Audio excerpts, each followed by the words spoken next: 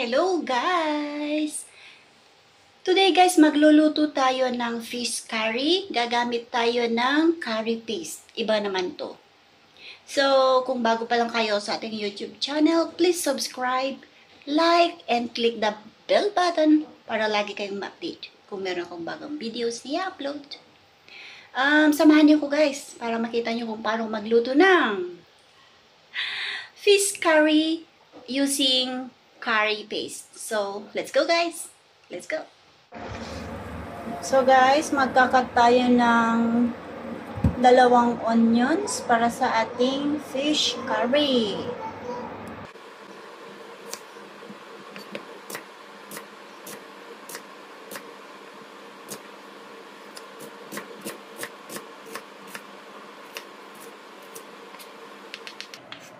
Ingat-ingat kasi sharp ang ating knife.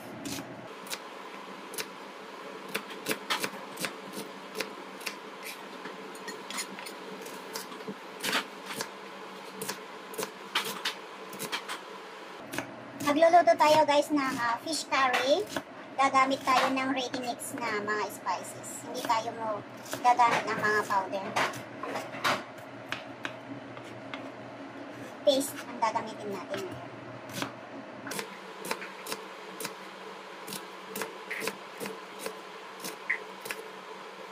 Ayan, maraming onion ang kailangan. Ayan ang ating onions. Kailangan din natin dito ng 2 tomatoes.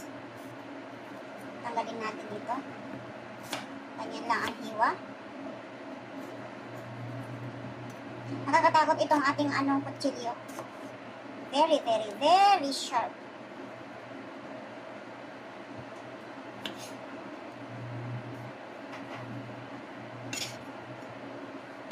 Ayan. And meron tayo ditong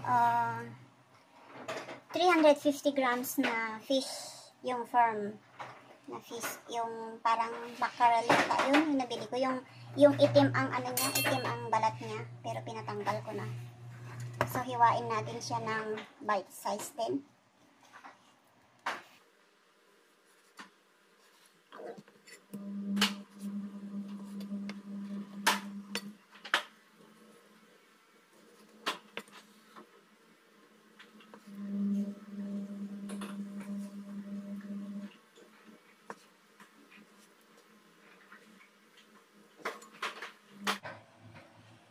So this one.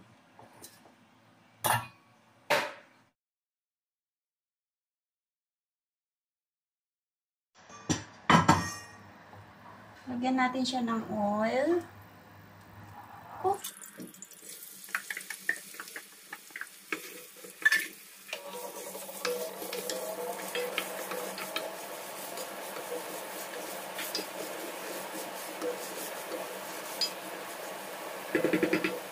Ito guys, pwede nyo siyang lagyan ng mga gulay.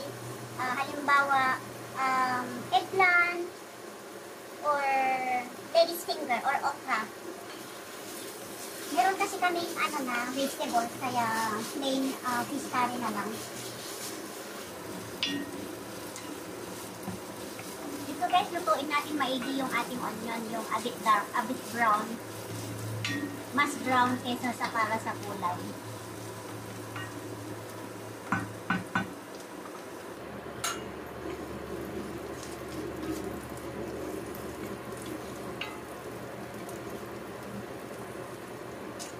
Pwede na ang ating onion guys.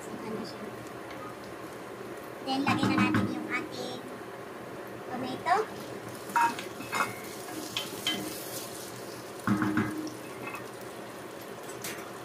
At yung ating sauce. Sundan lang natin yung instruction. Curry paste. Low heat.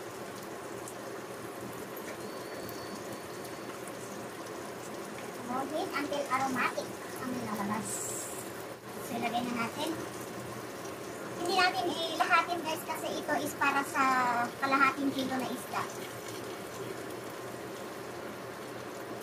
Maano to, mahanghang. Spicy. So, igisa muna natin siya. Sundan lang natin ang instruction sa likod ng pakete. Hanggang lalabas na yung aromatic aroma. Ay, sarap. Sarap ang hang.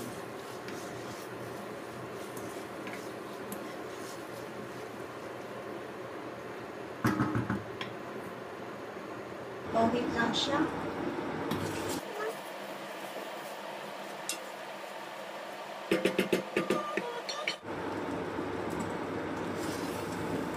Ayan na guys. So, ilalagay na natin yung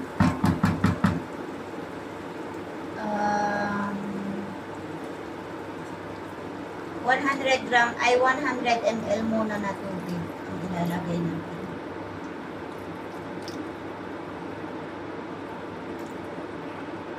Ayan. Bring to boil. Pakuluan.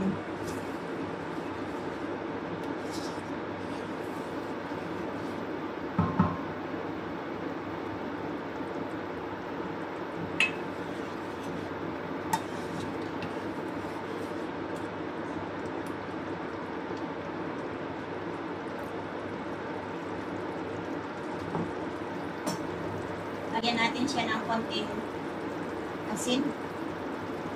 Wow. Wow, hanghang.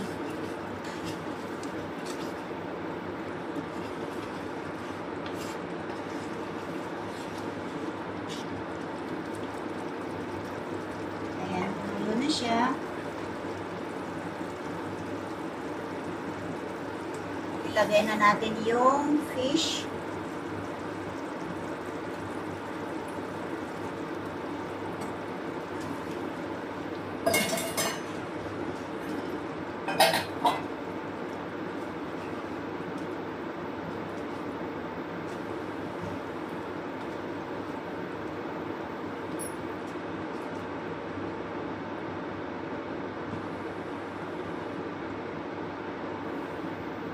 Dagdagan na lang natin ng tubig para may sabaw. So, total 200 ml na tubig.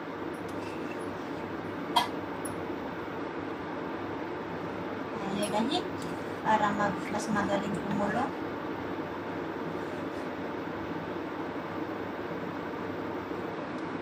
Gentle lang ang paghalo guys para hindi masira yung isda. I mean, hindi mapunit or ma-break.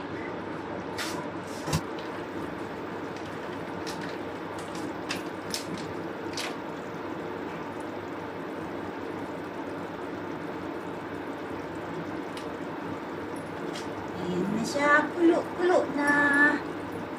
Kulo.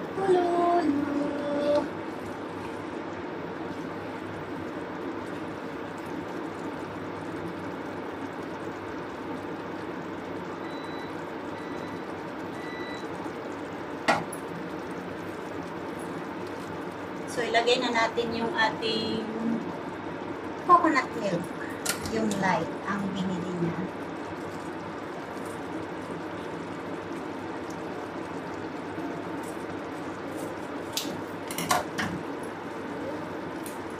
Ayan na, ilagay na natin lahat.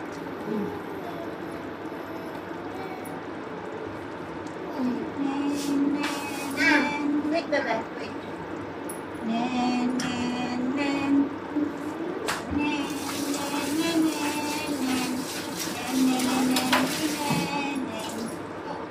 Yes, what's that? What's she that?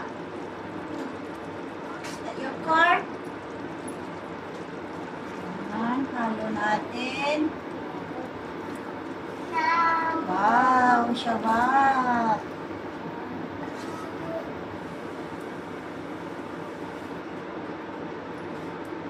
So, wait natin hanggang maluto ang ating isda.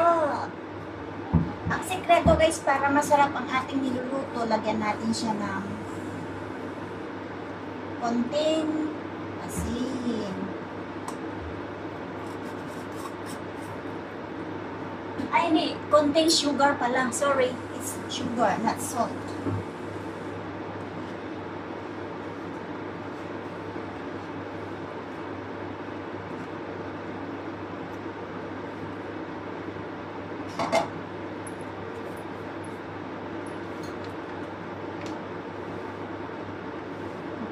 Simmer over low heat and cook till the fish head and vegetables are tender. Ready to serve. Kaya lang, wala naman siyang vegetables, so hanggang maluto lang yung ating fish.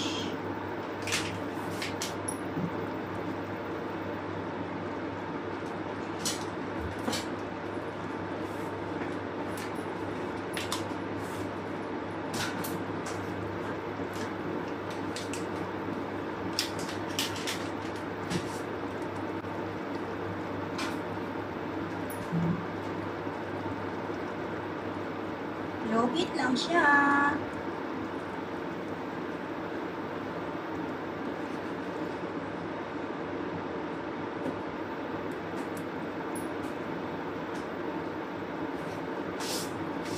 Excuse me. Tikman natin ang ating fish curry. Sarap sana pag may gulay to eh.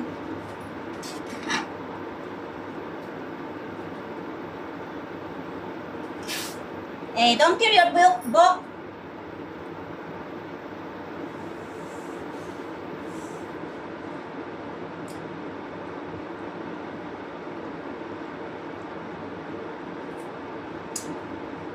Wow.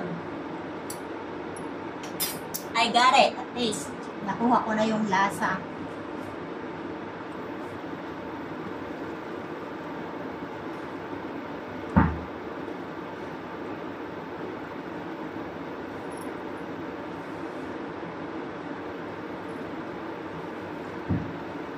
Sarap guys, ang ating curry.